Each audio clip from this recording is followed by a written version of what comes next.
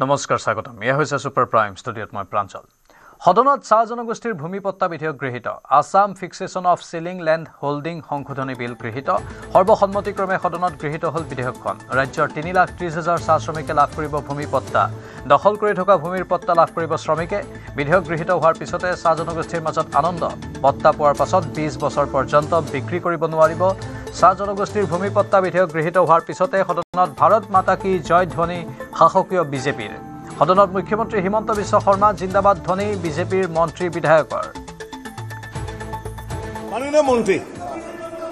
মাননীয় অধ্যক্ষ মহোদয় মই প্ৰস্তাৱ উত্থাপন কৰোঁ যে the Assam fixation of ceiling of land holding amendment bill 2025 খন পাৰিতকৰণৰ বাবে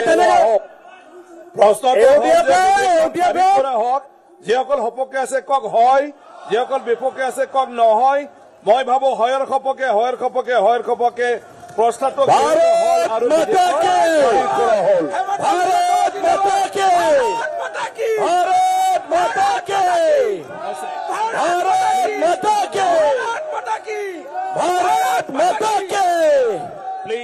भारत माता के डॉक्टर हिमंत बिश्व शर्मा जिंदाबाद হেমন্ত বিশ্ব শৰ্মা জিন্দাবাদ डॉक्टर हिमंत बिश्व शर्मा जिंदाबाद डॉक्टर हिमंत बिश्व शर्मा जिंदाबाद চাহ জনগোষ্ঠীয় লোকৰ মাটিৰ পট্টা প্ৰদান বিধেয়কৰ জৰিয়তে চাহ জনগোষ্ঠীক 200 বছৰীয়া দাসত্বৰ শিকলিৰ পৰা মুক্ত হ'ব বুলি আশা কৰা হৈছে অসমৰ জাতীয় জীৱনলৈ চাহ শ্ৰমিকৰ অভূতপূৰ্ব বৰঙণি আছে 2014 চনৰ পাছত বাগিচাৰ শিক্ষা ব্যৱস্থাত পৰিৱৰ্তন আহিছে পট্টা পোৱাৰ পাছত 20 বছৰ পৰ্যন্ত ভূমি বিক্ৰী কৰিব নোৱাৰিব 20 বছৰ পাছতো বাগিচাৰ শ্ৰমিককেই বিক্ৰী কৰিব পাৰিব এই ভূমি বেংকত বন্ধকত ৰাখিব পাৰিব এই ভূমি আনহাতে বিজেপি চৰকাৰ পুনৰ আহিলে 3,33,000 শ্ৰমিকৰ গৃহ নিৰ্মাণ কৰিব বুলি সদনত প্ৰতিশ্ৰুতি দিয়ে মুখ্যমন্ত্ৰীয়ে দুমাহৰ ভিতৰত শ্ৰমিকৰ গৃহ নিৰ্মাণৰ আঁচনি মুকলি কৰা হ'ব বুলি সদনত মন্তব্য মুখ্যমন্ত্ৰী হিমন্ত বিশ্ব শৰ্মা যোন যেনেকে আছে যি যেনেকে মাটিত বাস কৰিছে আমি তেনেকৈ তেওঁলোকক আমি মাটিৰ পট্টাখন তুলি দিম যে এইখন আপোনাৰ মাটিৰ পট্টা তাৰ লগত আমি আৰু এটা নিয়ম কৰিছো যে মাটিৰ পট্টা পোৱাৰ পিছত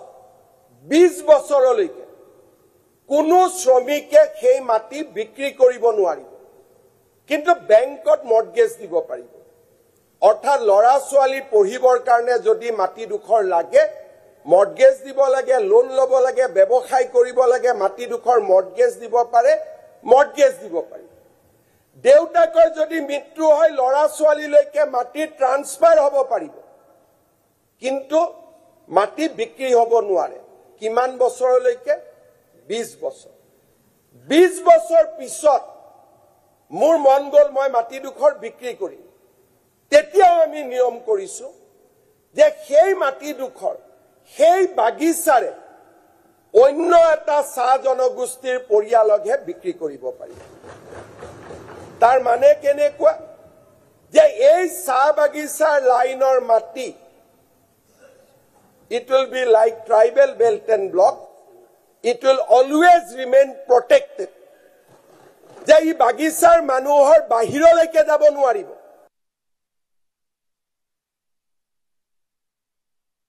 মই আশা কৰিম যে আমি সকলোৱে মিলি যদি মাটিৰ পিছত হাউচিং কৰিব পাৰো তেতিয়াহলে আমাৰ কাৰণে হি আৰু এটা মাইলৰ খুঁটা হৈ ৰব মই নিশ্চিতভাৱে আসাম টি কৰ্পোৰেচন আজি মই ইয়াত ঘোষণা কৰিছো যে আসাম টি কৰ্পোৰেচনৰ শ্ৰমিকৰ লাইনৰ নিৰ্মাণৰ কাম ঘৰ নিৰ্মাণৰ কাম আমি লগে লগে আৰম্ভ কৰিম যাতে শ্ৰমিকে মাটিৰ লগতে ঘৰো পাব পাৰে আৰু আনবিলাক বাগিচাৰ পৰা মাটি লোৱাৰ পিছত পৰ্যায়ক্ৰমে আমি আবাসিক কলনীও নিৰ্মাণ কৰি দিব লাগিব যাতে তেওঁলোকে সম্পূৰ্ণ নিৰাপদ অনুভৱ কৰিব পাৰে মডেল টাইপ দুৰ্গাদাস বড়ো ডাঙৰীয়াই যেটো কৈছে আমি বহুত কেখন চাহ বাগিচাৰ মডেল বনাইছো তৰংগ গগৈ ডাঙৰীয়াৰ সমষ্টিত আমি মডেল হাউচিং বনাইছো চাহ বাগিচাৰ শ্ৰমিকৰ কাৰণে আমি তেনেকে মডেল হাউচিং ক্লাষ্টাৰ হাউচিং আমি কৰিব পাৰোঁ নিজৰ মাটিত নিজে বনাব পাৰোঁ আৰু নহলে তেওঁলোকক আমি এটা পুঁজি দিব পাৰোঁ যাতে নিজৰ ঘৰটো নিজে নিজে ভবাৰ ধৰণে বনাই ল'ব পাৰে ইফালে চাহ জনগোষ্ঠীৰ লোকৰ মাটিৰ পট্টা প্ৰদান বিধেয়ক বিধানসভাত গৃহীত হোৱাৰ পিছতে প্ৰতিক্ৰিয়া প্ৰকাশ বিধায়ক ৰূপেশ কোৱালাৰ চাহ শ্ৰমিকসকলৰ বাবে আজি এটা ভাল দিন বুলি উল্লেখ কৰি আজিলৈকে জনগোষ্ঠীটোৰ নিজৰ মাটি ঘৰ নথকাটো দুৰ্ভাগ্যৰ কথা বুলি উল্লেখ কৰে এই বিধেয়ক গৃহীত হোৱাৰ ফলত চাহ শ্ৰমিকসকলৰ দীৰ্ঘদিনীয়া সপোন পূৰণ হ'ব বুলি মন্তব্য কৰে আজি অসমত বসবাস কৰা লাখ লাখ চাহ শ্ৰমিক ৰাইজৰ কাৰণে এক ঐতিহাসিক দিন আমি সকলোৱে গম পাওঁ যে আজি চাহ বাগিচাত বসবাস কৰা লোকসকল চাহ বাগিচা অসমত স্থাপন হোৱাৰ পিছতে দেশৰ বিভিন্ন প্ৰান্তৰ পৰা আহিছিল আজি প্ৰায় 200 বছৰ হ'বলৈ হৈছে এই বৃহৎ জনগোষ্ঠীটোৰ কিন্তু দুৰ্ভাগ্যৰ কথা এই চাহ বাগিচাত বসবাস কৰা লোকসকলৰ কোনো ধৰণৰ নিজৰ বুলিবলৈ এটুকুৰা মাটি নাছিল নিজৰ বুলিবলৈ ঘৰ নাছিল তেওঁলোকে কোম্পানীৰ মাটিত আৰু কোম্পানীৰ ঘৰত বসবাস কৰিছিল আজি মাননীয় মুখ্যমন্ত্ৰী মহোদয়ৰ সাহসী আৰু বলিষ্ঠ পদক্ষেপৰ বাবে চাহ শ্ৰমিকসকলে তেওঁলোকে বসবাস কৰি থকা মাটি আৰু ঘৰৰ আজি অধিকাৰী হৈছে এখন বিল আজি বিধানসভাৰ পবিত্ৰ সদনত উপস্থাপন হৈছে আৰু ইতিমধ্যে সেই বিল গৃহীত হৈছে ইয়াৰ পিছত চাহ বাগিচাত বসবাস কৰা প্ৰায় 4 লাখ পৰিয়ালে তেওঁলোকৰ ঘৰসহ মাটিৰ অধিকাৰ লাভ কৰিবলৈ সক্ষম হ'ব চাহ শ্ৰমিক ৰাইজৰ হৈ মাননীয় মুখ্যমন্ত্ৰী মহোদয়ক বহুত বহুত ধন্যবাদ জনাইছোঁ যে প্ৰধানমন্ত্ৰী আৱাস যোজনা ঘৰটো তেওঁলোকে লাভ কৰিবই কিন্তু তাৰ উপৰিও অসম চৰকাৰে এটা নতুন আঁচনি ল'ব যি আঁচনিৰ যোগেদি শ্ৰমিকসকলে তেওঁলোকৰ ঘৰসমূহ বনাব পাৰিব না আজি অলপ আমি লজ্জিত অনুভৱ কৰিছোঁ আমিতো বাগিচাৰ পৰা আহিছোঁ বহুত বেছি নাজানো কিন্তু তেওঁতো ভাবোঁ বহুত শিক্ষিত পৰিয়ালৰ পৰা আহিছে তেওঁ এগৰাকী সন্মানীয় বিধায়ক আজি তেওঁ মানে কৃষকৰ নিজকে নেতা বুলি কয় লাঞ্ছিত বঞ্চিত সমাজখনক তেওঁ প্ৰতিনিধিত্ব কৰোঁ বুলি কয় গতিকে তেনেকুৱা এটা শ্ৰেণীৰ লোকসকলে যেতিয়া নিজৰ প্ৰাপ্য আৰু অধিকাৰ পাবলৈ গৈ আছিল বিধানসভাৰ মজিয়াত ন্যূনতম যি তেওঁ মানে আচৰণ সেইখিনি দেখাব পাৰিব লাগিছিল দুৰ্ভাগ্যজনক কথা সঁচাকৈ লাজ লাগিছে যে তেওঁ এনেকুৱা ধৰণৰ আচৰণ কৰিব নালাগিছিল বিধানসভাৰ মজিয়াত ৰুলছ এণ্ড প্ৰচিডিং আছে তেওঁ সেইমতে তেওঁৰ যিখিনি কথা ক'বলগীয়া আছিল তেওঁ কথা কোৱাৰ অধিকাৰ আছে কিন্তু বিল এখন অনাৰ ক্ষেত্ৰত বাৰে বাৰে বাধাৰ সৃষ্টি কৰাটো মানে আজি বহুত মানে আমি দুখ পাইছোঁ চাহ বাগিচাৰ লোকসকলে আমি সঁচাকৈ বহুত দুখিত আৰু লজ্জিত অনুভৱ কৰিছোঁ যে আমি বিধানসভাৰ মজিয়াত এনেকুৱা এজন বিধায়ক আছে যিজনে বিধানসভাৰ প্ৰচিডিঙো বুজি নাপায় বিধানসভাৰ নীতি নিয়ম বুজি নাপায় এইটো এটা আজিৰ তাৰিখত মানে সভ্য সমাজৰ কাৰণে শোভা নাপায় চাহ বাগিচাৰ লোকক মাটিৰ পট্টা প্ৰদান বিধেয়ক গৃহীত কৰাৰ পিছতে মুখ্যমন্ত্ৰীক আঁঠু কাঢ়ি সেৱা জনালে বিধায়ক ৰূপজ্যোতি কুৰ্মীয়ে আনন্দিত হৈ সদনতে গালে চাহ জনগোষ্ঠীৰ গীত এই আদিবাসী চাহ শ্ৰমিক লোকসকলক আজি কেৱল শোষণৰ পিছত শোষণ কংগ্ৰেছকে লৈ অন্য ৰাজনৈতিক দলে কৰিলে বা কৰি আহিছিল কিন্তু আজি যিটো প্ৰকৃত অধিকাৰ ভূমি অধিকাৰ মাটি অধিকাৰ আজি আছা অসম চাহ মজদুৰ সংঘৰ বিভিন্ন জাতীয় সংগঠনে দাবী জনাই আহিছিল আজি সেই দাবীসমূহ কোনোৱে নুশুনিলে আজি মাননীয় মুখ্যমন্ত্ৰী ডক্টৰ হিমন্ত বিশ্ব শৰ্মা ডাঙৰীয়াই শুনিলে তেখেতক আঁঠু কাঢ়ি পেলাই মই পুনৰবাৰ বিধানসভাতো ধন্যবাদ জনাইছোঁ আৰু এতিয়াও পুনৰবাৰ তেখেতক আমাৰ চাহ শ্ৰমিক আদিবাসী ৰাইজৰ হৈ ধন্যবাদ জ্ঞাপন কৰিব বিচাৰিছোঁ মুখ্যমন্ত্ৰী মহোদয় বহুত বহুত ধন্যবাদ সদনত চাহ জনগোষ্ঠীৰ ভূমি পট্টা বিধেয়ক গৃহীত হোৱাৰ পিছতে চৰকাৰক ধন্যবাদ জনালে আদিবাসী ছাত্ৰ সন্থাৰ নেতৃত্বই চাহ জনগোষ্ঠীয় লোকসকলক ভূমি পট্টা সন্দৰ্ভত বিল উত্থাপনৰ সময়ত সদনত আছিল দলটো সমান্তৰালভাৱে জনজাতিকৰণৰ দাবীটো অটল হৈ আছে সংগঠনটো আমি সদৌ অসমত বীৰ ছাত্ৰ সন্থা আদৰণি জনাইছোঁ তেওঁলোকে 3.5 লাখ মানুহক ইতিমধ্যে তেওঁলোকে ম্যাদী পট্টা দিম লগতে আৱাস গৃহ দিয়া দি পৰিকল্পনা কৰিছে আমি মাননীয় ডক্টৰ হিমন্ত বিশ্ব শৰ্মাক আমি ধন্যবাদ জ্ঞাপন কৰিছোঁ আমি সদৌ অসম আদিবাসী জন্ম লগ্নৰে পৰা যি প্ৰদীপ নাগ হওক জাষ্টিন লাকৰাৰ নেতৃত্বত আমি এই আন্দোলন কৰি আছিলোঁ ম্যাদী পট্টাৰ কাৰণে আৰু আজি দাসত্ব প্ৰথাৰ পৰা বা যিটো দাসত্ব প্ৰথাৰ পৰা তেওঁলোক গোলামী প্ৰথাৰ পৰা যিটো বেৰিকেড আছিলে বাগিচাৰ মানুহবিলাক এটা বেৰিকেডত থকা অৱস্থাৰ পৰা বিজেপি চৰকাৰখনে উদ্ধাৰ কৰিলে আমি তেওঁলোকক ধন্যবাদ জ্ঞাপন কৰিছোঁ এই বিজেপি চৰকাৰখনে যাতে শুদ্ধভাৱে যি 36 আদিবাসী কমিউনিটিৰ যিটো 36টা জনগোষ্ঠী আছে ওৰাং মুণ্ডা কল ভিল কয়া ভি বিজয়ী চৰকাৰখনক কৈ থওঁ যদি আমাৰ শুদ্ধ প্ৰতিবেদন নপঠাই অনাগত 26ত কিন্তু অসমৰ পৰা বিজেপিক উৎখাত কৰিবলৈ সমাজী ছাত্ৰ সন্থা বদ্ধপৰিকৰ। বিধানসভাত চাহ জনগোষ্ঠীৰ ভূমিপট্টা সম্পৰ্কীয় বিধেয়ক উত্থাপন হোৱাৰ পিছতে চাহ শ্ৰমিকসকলৰ মাজত আনন্দ বিৰাজ কৰিছে। মুখ্যমন্ত্ৰীৰ সিদ্ধান্তক আদৰণি জনোৱাৰ লগতে আনন্দিত হৈ পৰে চাহ শ্ৰমিকসকল। চাহ শ্ৰমিকলৈ ভূমিৰ অধিকাৰ, বাগিচাই বাগিচাই আনন্দৰ জোৱাৰ। বিধানসভাত গৃহীত হ'ল Assam fixation of ceiling on land holdings সংশোধনী বিধেয়ক 2025। চাহ শ্ৰমিকসকলৰ দীৰ্ঘদিনীয়া দাবী পূৰণৰ দিশে ৰাজ্য চৰকাৰ। চিলিং আইন সংশোধনেৰে চাহ বাগিচাৰ লেবাৰ আইনৰ মাটি চৰকাৰীকৰণ কৰি চাহ শ্ৰমিকসকলক মাটিৰ পট্টা প্ৰদানৰ বাট প্ৰশস্ত হ'ল চলিত বিধানসভাৰ শীতকালীন অধিৱেশনত। 2,18,553 বিঘা ভূমি চৰকাৰী কৰি চাহ শ্ৰমিকসকলক বিতৰণ কৰা হ'ব। শুকুৰবাৰে ৰাজহ মন্ত্ৰী কেশৱ মহন্তই সদনত উত্থাপন কৰে Assam fixation of ceiling on land holdings সংশোধনী বিধেয়ক 2025। তাৰ পাছতে বিধেয়কখনক লৈ সদনত হ'ল আলোচনাত অংশ লৈ কংগ্ৰেছক তীব্ৰ সমালোচনা মুখ্যমন্ত্ৰীৰ। চাহ শ্ৰমিকসকলক ব্ৰিটিছে দাসত্বৰ শিকলিৰে বান্ধি অসমলৈ লৈ আনিছিল। স্বাধীনতাৰ পাছত কংগ্ৰেছেও চাহ শ্ৰমিকসকলক দাসত্বৰ বান্ধোনেৰে বান্ধিলে বুলি সমালোচনা মুখ্যমন্ত্ৰীৰ। মালিকৰ হাতত নাথাকে, চাহ শ্ৰমিকে সিদ্ধান্ত ল'ব মাটিৰ মমতাৰ অধিকাৰী কোন হ'ব। আজি অসমত প্ৰথমবাৰৰ বাবে আমি চাহ শ্ৰমিকসকলক তেওঁলোকৰ 200 বছৰৰ কৃতজ্ঞতা, 200 বছৰৰ ত্যাগক এইখন বিধানসভাই স্বীকৃতি দিব বিচাৰে। চাহ বাগিচাৰ শ্ৰমিকসকলক মালিকৰ দাসত্বৰ শৃংখলৰ পৰা মুক্তি কৰিব পাৰি। দুই এজন চাহ বাগিচাৰ মালিকে বাতৰি কাকতত কৈছে যে আমাক ফুল কম্পেনচেশ্যন দিব লাগিব। মই সেইসকল চাহ বাগিচাৰ মালিকক ক'ব খুজিছো, ফুল কম্পেনচেশ্যন নহয়, পাৰিলে মই আপোনালোকৰ পৰা পইচা উল্টাই লোৱাত আছো বাগিচাৰ শ্ৰমিকৰ ঘৰ বনোৱাৰ কাৰণে। লগতে মুখ্যমন্ত্ৰীয়ে ক'লে 200 বছৰে চাহ শ্ৰমিকসকলে চাহপাত তুলিলে ভৱিষ্যতে দৰকাৰ হ'লে বাগিচাৰ মালিক মেনেজাৰৰ সন্তানেও পাত তুলিব বুলি ঘোষণা।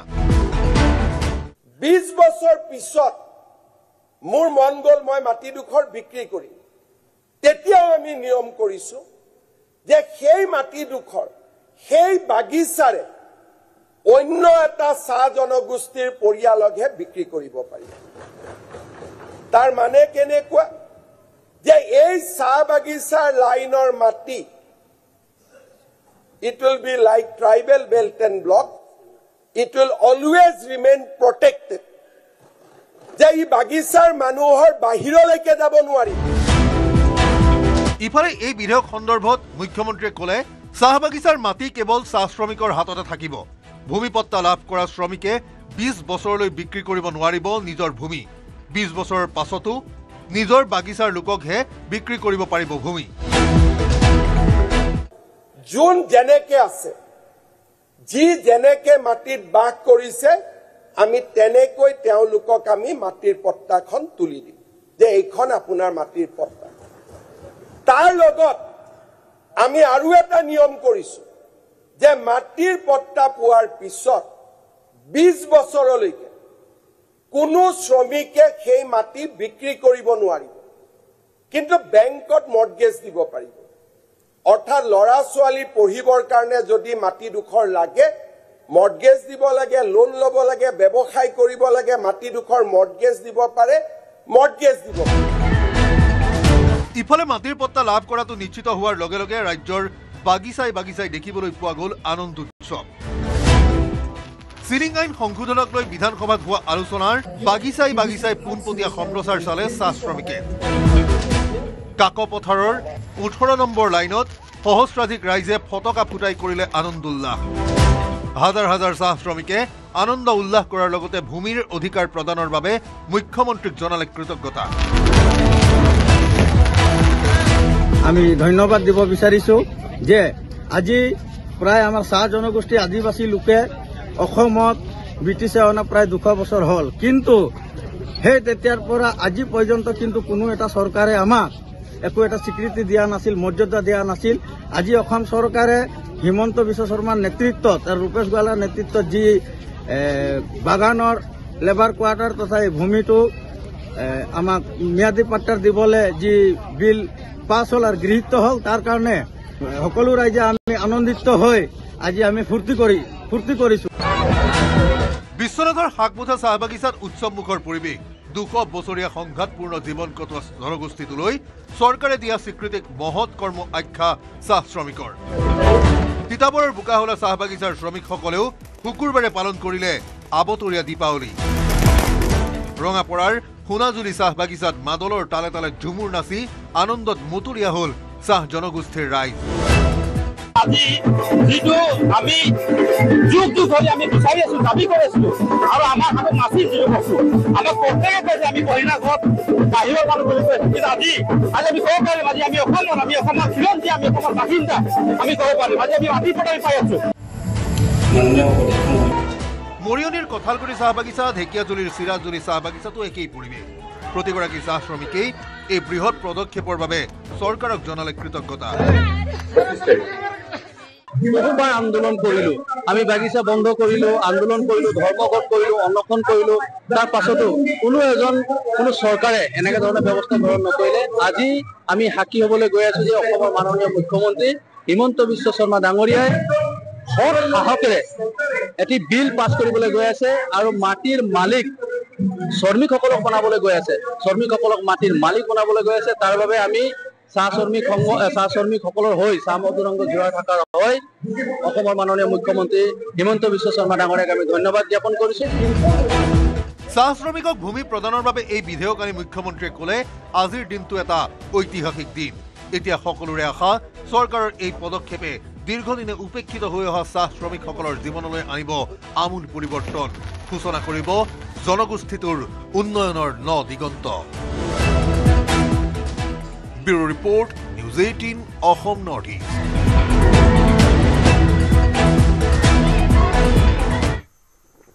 কাইলৈ বিধানসভাত দাখিল হ'ব 6 জনগোষ্ঠীৰ জনজাতিকৰণ সম্পৰ্কীয় বিধেয়ক। বিধেয়ক দাখিলৰ পূৰ্বে দিছপুৰত কংগ্ৰেছ বিধায়িনী দলৰ বৈঠক। কাইলৈ বিধানসভাত কংগ্ৰেছৰ স্থিতিক লৈ বৈঠকত আলোচনা। সংসদ গৌৰৱ গগৈৰ অধ্যক্ষতাত কংগ্ৰেছী বিধায়কৰ এই বৈঠক।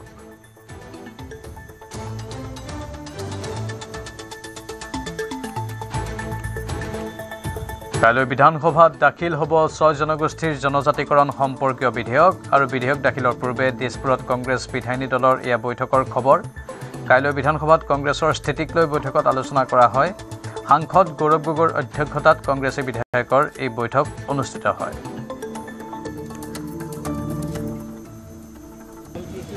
আমি আজি এটা আমি কি সিদ্ধান্তটো আমি আপোনালোকক ক'ব নোৱাৰোঁ, কিন্তু ভাল এটা চৰ্চা হ'ল বিভিন্ন বিধানসভাত আৰু ভিতৰত যিখিনি বিষয়বোৰ উত্থাপন হৈছে। আমি সাংগঠনিক হিচাপে কোনকেইটা আমি পদক্ষেপ ল'বলৈ গৈছোঁ তাৰ ওপৰত এটা ব্যাপক আৰু খুব ভাল সক্ৰিয় এটা চৰ্চা হৈছে মই ভাবোঁ। বঙাইগাঁৱৰ 3 নম্বৰ নাচনগুৰিত অগ্নিকাণ্ড। জুইত 5টা পৰিয়ালৰ 9টাকৈ ঘৰ ভস্মীভূত। বিদ্যুৎ পৰিবাহী তাঁৰৰ পৰা অগ্নিকাণ্ডৰ সূত্ৰপাত হোৱা বুলি সন্দেহ কৰা হৈছে। চিলিণ্ডাৰ বিস্ফোৰিত হয় আৰু তাৰ ফলতে ভয়ংকৰ ৰূপ লয় জুইত বহু সা সম্পত্তি, নথিপত্ৰ আদি জাহ যায়। অগ্নি নিৰ্বাপক বাহিনীৰ দলে বহু চেষ্টাৰ অন্তত জুই নিৰ্বাপন কৰে।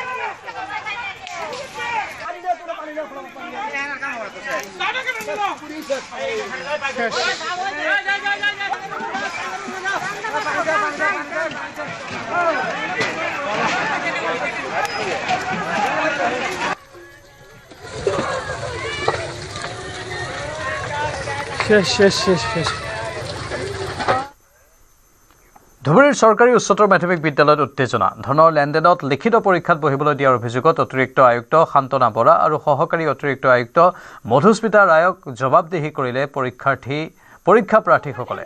পৰীক্ষা কেন্দ্ৰৰ পৰা পলাই পত্ৰং দিয়ে অতিৰিক্ত আয়ুক্ত শান্তনা বৰা আৰু সহকাৰী অতিৰিক্ত আয়ুক্ত মধুস্মিতা ৰায়।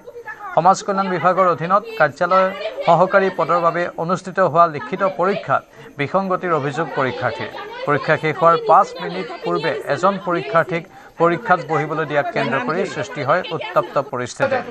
এডমিটত স্পষ্টকৈ উল্লেখ আছিল পৰীক্ষা আৰম্ভ হোৱাৰ 15 মিনিট পাছত কোনো পৰীক্ষাৰ্থী সোমাব নোৱাৰিব পৰীক্ষা কেন্দ্ৰত। তাৰ পাছতো কিদৰে এগৰাকী পৰীক্ষাৰ্থীক মাত্ৰ 5 মিনিট থকাৰ সময়তেই পৰীক্ষা কেন্দ্ৰত সোমাব দিয়া হ'ল তাকে লৈ সৃষ্টি হয় বাক বিতৰ্কৰ। সহকাৰী আয়ুক্ত মৃদুস্মিতা ৰয়ৰ নিৰ্দেশ মৰ্মে পৰীক্ষা কেন্দ্ৰত বহু পলমকৈ অহা পৰীক্ষাৰ্থীক বহিবলৈ দিছিল সমাজ কল্যাণ বিভাগৰ জিলা সমাজ কল্যাণ বিষয়া প্ৰণামিকা ফুকনে। আন পৰীক্ষাৰ্থীৰ মাজত সন্দেহ উপজাত পৰীক্ষা কেন্দ্ৰতেই হুলস্থুলীয়া পৰিৱেশৰ সৃষ্টি কৰে পৰীক্ষাৰ্থীসকলে এই পৰীক্ষা বাতিল কৰাৰ লগতে উচিত তদন্ত বিচাৰি পৰীক্ষা কেন্দ্ৰতেই প্ৰতিবাদ সাব্যস্ত কৰে।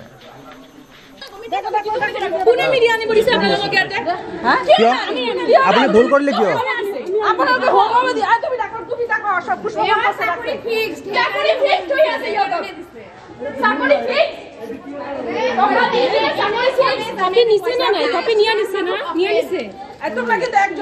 নাম কি?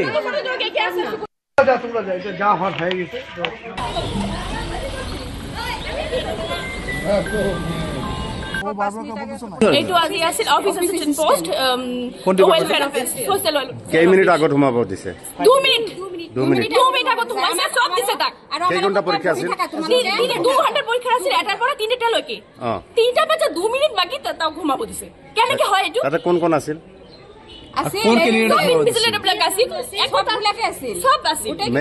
মেজিষ্ট্ৰেট থকা বুলি কৈছে। মেজিষ্ট্ৰেট আছিল?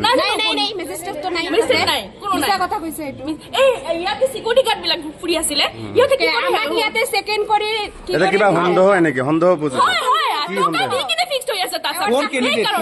নাম কি আছিল? 4 মিনিট আগে সেই স্যারও তাকে ক্লাসে কিন্তু এডমিশন করায় না। চাকরির পরীক্ষা এটা কি করে হয়? আর একটা অ্যাডভার্টাইজমেন্টের মধ্যে লেখা আছে 15 মিনিট আগে যদি না আসা হয় তাহলে ওটা পরীক্ষা আপনাকে ঢুকতে দেবে না। সেটা সেখানে 4 মিনিট আগে কি করে ওকে একটা হলো সিকিউরিটি গার্ডও যে চেকিং করছে সে বলেছে যে আমি 4 মিনিটের জন্য কি ওনাকে চেকিং করব। তাও ওনাকে কোন ডিপার্টমেন্টে এক্সাম হয়েছিল? Welfare office. Akhil Gogoi duplicate কৃষক নেতা। অখিল গগৈ হত্যাকাৰী। সদনৰ মজিয়াত অখিল গগৈৰ বিৰুদ্ধে এইদৰে আক্ৰমণাত্মক হৈ পৰিল মুখ্যমন্ত্ৰী হিমন্ত বিশ্ব শৰ্মা। চাহ শ্ৰমিকৰ ভূমিপট্টা বিধেয়কৰ আলোচনাৰ সময়ত মুখ্যমন্ত্ৰীয়ে ভাষণ দি থকাৰ সময়তে অখিল গগৈয়ে বাধা দিছিল। অখিল গগৈয়ে হস্তক্ষেপ কৰাৰ সময়ত বিধায়কগৰাকীৰ বিৰুদ্ধে সৰব হৈ পৰিল মুখ্যমন্ত্ৰী। ইয়াৰ পিছতে অখিল গগৈ মুৰ্দাবাদ ধ্বনিৰে সদনত হুলস্থুলীয়া পৰিৱেশৰ সৃষ্টি হয়। অখিল গগৈক অসমৰ চাহ শ্ৰমিকৰ বিৰোধী নেতা আখ্যা দিয়ে মুখ্যমন্ত্ৰীয়ে। আনহাতে প্ৰণৱ বড়োৰ মৃত্যুৰ প্ৰসংগ উত্থাপন কৰি অখিল গগৈক হত্যাকাৰী নেতা আখ্যা দিয়ে মুখ্যমন্ত্ৰীৰ লগতে বিজেপিৰ মন্ত্ৰী বিধায়কে। অখিল গগৈ আৰু আপুনি প্ৰমাণ হৈ গ'ল ৰিয়েকশ্যন কৰিব নালাগে, কমপ্লিট কৰিবলৈ কৃষক নেতা। তেওঁলোকে শ্ৰমিকে মাটি পোৱাটো অখিল গগৈ নিবিচাৰে, শ্ৰমিক নিবিচাৰে। অখিল গগৈ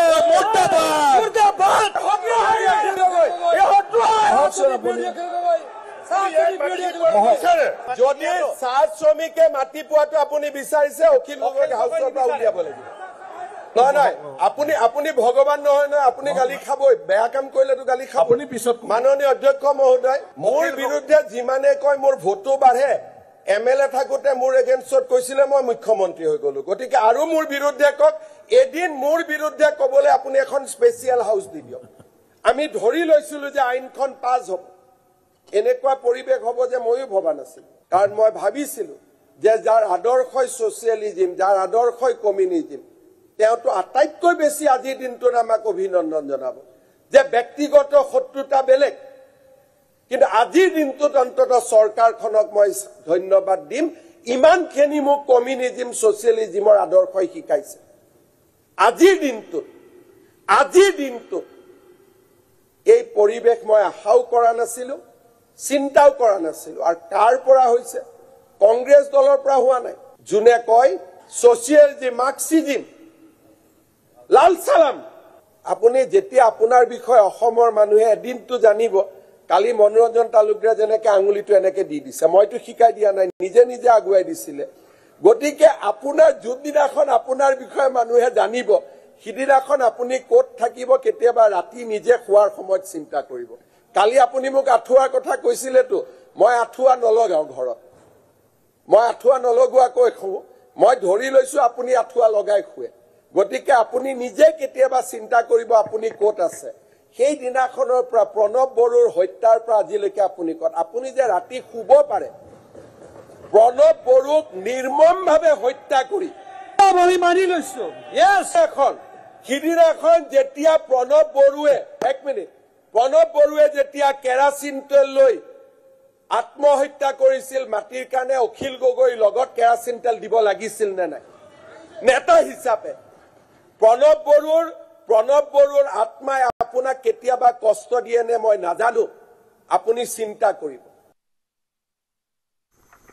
নিলম্বিত বিধায়কৰ বাবে বিধানসভাত ডিটেনশ্যন ৰুমৰ ব্যৱস্থা কৰাৰ প্ৰস্তাৱ মন্ত্ৰী বিমল বৰাৰ। বিধায়ক অখিল গগৈক আঙুলিয়াই মন্ত্ৰী বিমল বৰাই দিলে বিধানসভাত এই প্ৰস্তাৱ। ইয়াৰ পাছতে ডিটেনশ্যন কোঠা স্থাপনৰ ঘোষণা অধ্যক্ষ বিশ্বজিৎ দৈমাৰীৰ। মাননীয় অধ্যক্ষ, আমাৰ বিৰোধী পক্ষক কি লয় আপোনালোকে? চলি থাকিব 2 মিনিট, আমাক ডিছকাশ্যন চলি থাকিব। 2 মিনিটে দিব ন, আপুনি ক'ব পাবতো কওক। মাননীয় অধ্যক্ষ মহোদয়, বিতৰ্ক নিলম্বিত বিধায়কৰ বাবে বিধানসভাত লাগে ডিটেনশ্যন ৰুম। নিলম্বন হোৱাৰ পিছত আবদ্ধ কৰি ৰাখিব লাগে ডিটেনশ্যন ৰুমত, নহলে বাহিৰত গৈ সংবাদ মাধ্যমত প্ৰদান কৰে বিভ্ৰান্তিকৰ মন্তব্য। বিধায়ক অখিল গগৈক আঙুলিয়াই মন্ত্ৰী বিমল বৰাই বিধানসভাত দিলে আজব প্ৰস্তাৱ।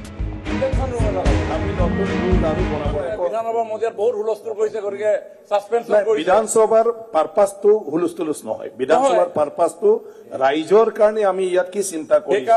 সেইকাৰণে সদস্যজনে ভাবিব লাগে যে ছাছপেনশ্যন হোৱা মানে খুব ধুনীয়া আতিথ্য আপ্যায়ন জেগা এটা থাকিব, ডিটেনশ্যন ৰুম এটা লাগে তাত। ৰাজ্যত বিদেশীৰ বাবে ডিটেনশ্যন কেম্পৰ ব্যৱস্থা আছে। এইবাৰ বিধায়কৰ বাবেও বিধানসভাত ডিটেনশ্যন কোঠাৰ ব্যৱস্থা কৰিব অসম বিধানসভাই। ইয়াৰ বাবে শীঘ্ৰেই প্ৰণয়ন কৰা হ'ব নিয়ম। সদনৰ প্ৰশ্নোত্তৰ ঘণ্টাত হুলস্থুল কৰি বিধায়ক অখিল গগৈ নিলম্বন হোৱাৰ সময়ত উত্থাপন হয় এই প্ৰসংগ। অখিল গগৈ নিলম্বন হোৱাৰ পিছতেই বিধানসভাত ডিটেনশ্যন কেম্পৰ পোষকতা কৰি প্ৰস্তাৱ তুলি ধৰিছিল মন্ত্ৰী বিমল বৰাই। তাৰ পিছতেই ডিটেনশ্যন কোঠা স্থাপনৰ ঘোষণা অধ্যক্ষ বিশ্বজিৎ দৈমাৰীৰ। বিধানসভাৰ পাৰপাছটো হুলস্থুলুচ নহয়, বিধানসভাৰ পাৰপাছটো ৰাইজৰ কাৰণে আমি ইয়াত কি চিন্তা কৰিম। সেইকাৰণে সদস্যজনে ভাবিব লাগে যে ছাছপেনশ্যন হোৱা মানে খুব ধুনীয়া আতিথ্য আপ্যায়ন জেগা এটা থাকিব, ডিটেনশ্যন ৰুম এটা লাগে তাত। ছাছপেনশ্যন সকলৰ কাৰণে তেওঁলোকৰ তাত আমি নতুন ৰুল আৰু বনাব লাগিব। সদনত প্ৰায়ে নিলম্বিত বিধায়কসকলে নিলম্বন হোৱাৰ পিছত বাহিৰত বিভ্ৰান্তিকৰ মন্তব্য কৰাৰ বাবে এই পদক্ষেপ ল'বলৈ আহ্বান জনাইছিল মন্ত্ৰী বিমল বৰাই। এটা ছাজেশ্যন আছে, এতিয়া সদন চলি থাকে, এতিয়া কিছু সন্মানীয় সদস্যই অশান্তিকৰ পৰিৱেশ এটা সৃষ্টি কৰে। আপুনি ছাছপেণ্ড কৰে, কিন্তু ছাছপেণ্ড কৰি গৈ পিনি তেওঁ ভুল ব্যাখ্যা এটা বাহিৰত থকা মিডিয়াবিলাকৰ জৰিয়তে অসমলৈ প্ৰেৰণ কৰে। গতিকে এনেকুৱা এটা ৰুম বনাব লাগে, ছাছপেণ্ড হোৱাৰ পিছত সেই ৰুমটোত বহাই থব লাগে, চাহ তাহ খুৱাই, বাহিৰত যাব নোৱাৰে।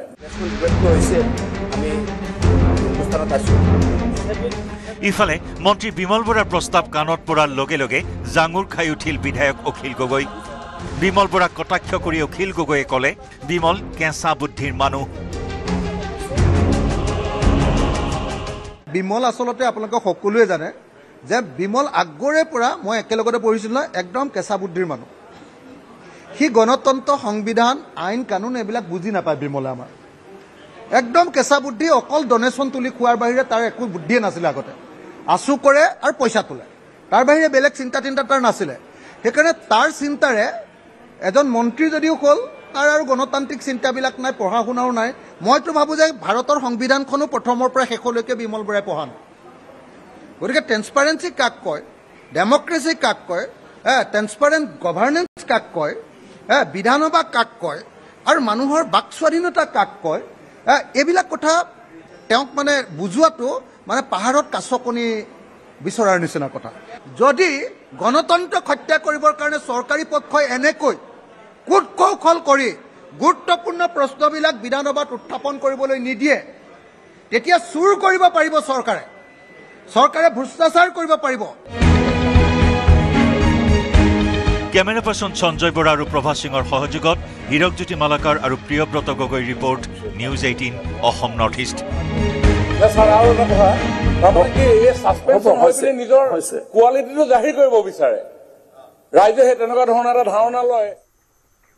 অৰুণোদয় আঁচনিৰ ধন বৃদ্ধিৰ কথা চিন্তা চৰ্চা মুখ্যমন্ত্ৰীৰ। বিধানসভাত অখিল গগৈৰ টিপ্পনীৰ প্ৰত্যুত্তৰ দি মুখ্যমন্ত্ৰীয়ে মন্তব্য কৰিছিল। এই খবৰৰ পাছতেই ৰাজ্যৰ প্ৰান্তে প্ৰান্তে অৰুণোদয় আঁচনি প্ৰাপকৰ আনন্দ।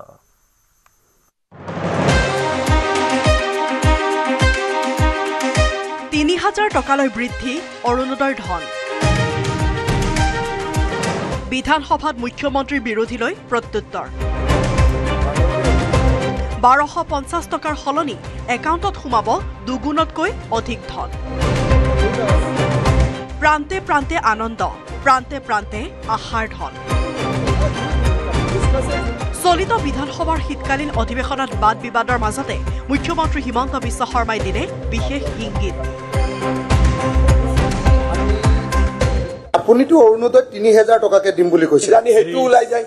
প্ৰতিগৰাকী মহিলাক দিম বুলি কৈছে, একদম ৩ কমলা বেছি। প্ৰতিগৰাকী মহিলাক আৰু ৩,০০০কে বুলি কৈছে। মইতো এতিয়া বেছি চিন্তা কৰি আছো। আপুনি ৩,০০০ দিম বুলি কৈছে। আপুনি ১ জানুৱাৰী মোৰ প্ৰেছ কনফাৰেন্স শুনিব, আকৌ নিজে আৰে দিয়া নাই আপুনি। মই অখিল গগৈ ডাঙৰীয়াক আপুনি দিবনে নাই সেইটোৱে লাগে। একদম নিশ্চিন্ত থাকক, সকলোকে দিব আৰু ৩,০০০কে দিব। কিজানি বেছি হৈ যায় না, ৩,০০০কে দিয়ক সকলোকে। আপোনাৰ এচুৰেঞ্চ আছিলে ৩,০০০কে দিম বুলি, কিজানি ৩,১০০ হৈ যায়। থাকক, সেইকাৰণে সকলো মহিলাকে দিব প্লিজ।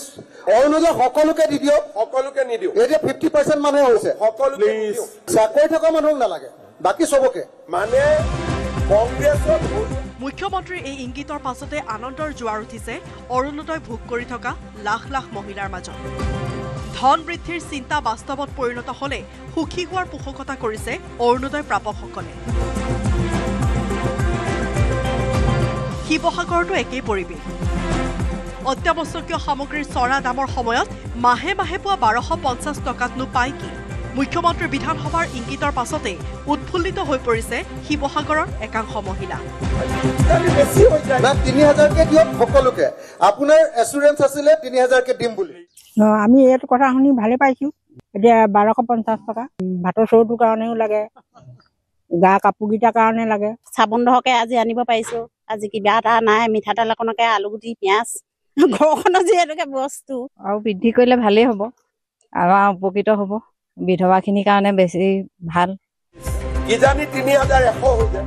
মুখ্যমন্ত্ৰীৰ এই মন্তব্যৰ বিৰুদ্ধাচৰণ কৰা সকলৰ বাবেও এষাৰ কলে অৰুণোদয় প্ৰাপক মহিলাই। অৰুণোদয় সকলোকে দি দিয়ক, সকলোকে নিদিও। এতিয়া 50% মানুহে হৈছে, সকলোকে নিদিও।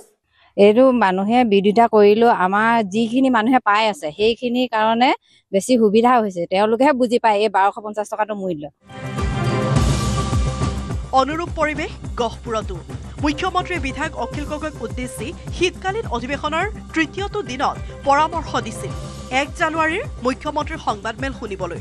সেই সংবাদমেলত অৰুণোদয় শ্ৰীবৃদ্ধি কৰাৰ ইংগিত দিছিল মুখ্যমন্ত্ৰীয়ে। খবৰ বিয়পি পৰাৰ লগে লগে আনন্দ গহপুৰত। আগতে আমাৰ ১২৫০ টকা আছিলে, এতিয়া মানে আমাৰ কালি শুনা মতে ৩,০০০ টকা হৈছে বুলি শুনিছো। হোৱা নাই, আলোচনাহে হৈছে। আলোচনা হৈছে বুলি শুনিছো। আমি সকলোৱে এতিয়া পাতিছো, যদি ৩,০০০ টকা হয় তেতিয়া আমি বহুত সুখী, কাৰণ আমাৰ বহুত সমস্যা আছে। ১২৫০ টকাৰ পৰা যে ৩,০০০ টকা কৰিছে, তাৰ কাৰণে আমি বহুত সুখী হৈছো। বিধানসভাত মুখ্যমন্ত্ৰীয়ে দিয়া ইংগিত কাৰ্যকৰী কেতিয়া হয় তাৰে আশাত বন্দী ৰাজ্যৰ লক্ষ লক্ষ অৰুণোদয় প্ৰাপক। শিৱসাগৰৰ পৰা প্ৰদীপ গগৈ আৰু গহপুৰৰ পৰা পলাশ ফুকনৰ report, news 18 Assam north east.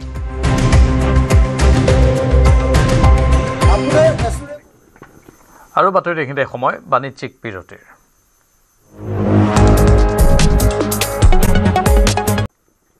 পুনৰ স্বাগতম। মহিলাৰ সবলীকৰণৰ লক্ষ্যৰে বাল্য বিবাহৰ পিছতেই বন্ধ হ'ল বহু বিবাহ।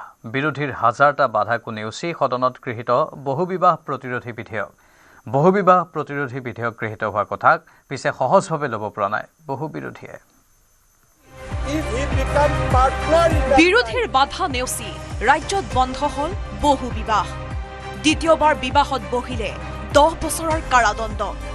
মহিলা সবলীকৰণক লৈ ৰাজ্য চৰকাৰৰ আন এখোজ।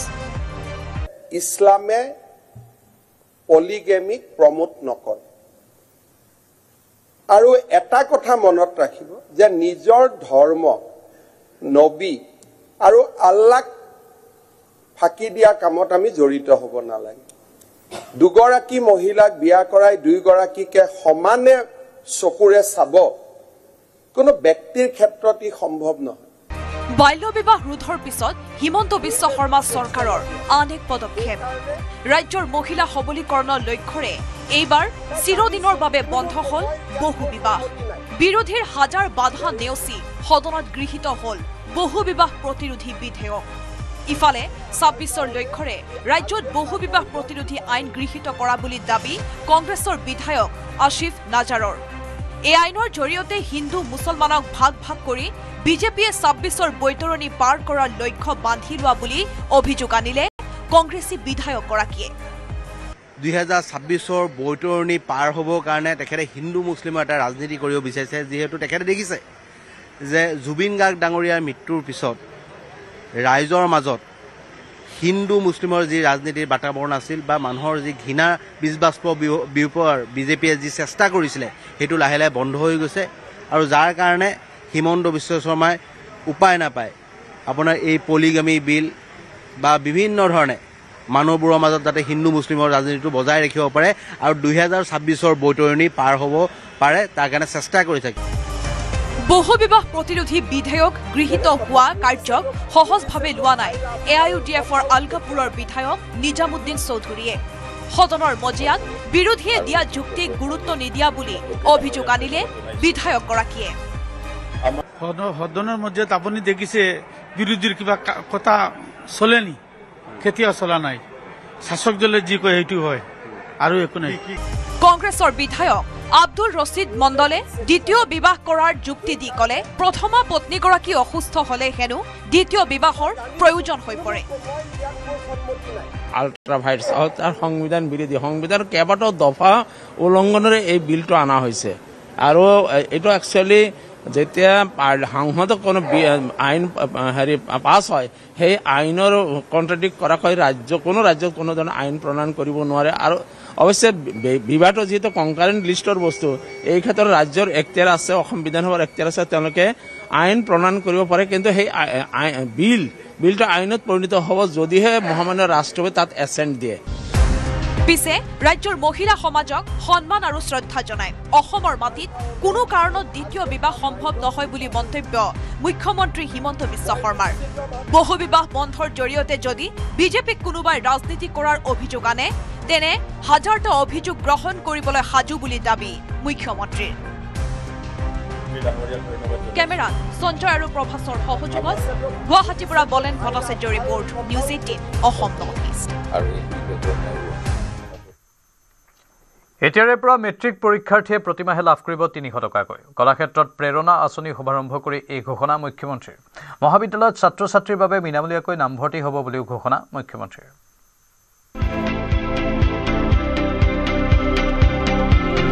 ৰাজ্যৰ মেট্ৰিক পৰীক্ষাৰ্থীলৈ জলপানী। এতিয়াৰে পৰা মেট্ৰিক পৰীক্ষাৰ্থীয়ে পাব ৩০০ টকাকৈ। শুকুৰবাৰে কলাক্ষেত্ৰত প্ৰেৰণা আঁচনি শুভাৰম্ভ কৰি ঘোষণা মুখ্যমন্ত্ৰী হিমন্ত বিশ্ব শৰ্মাৰ।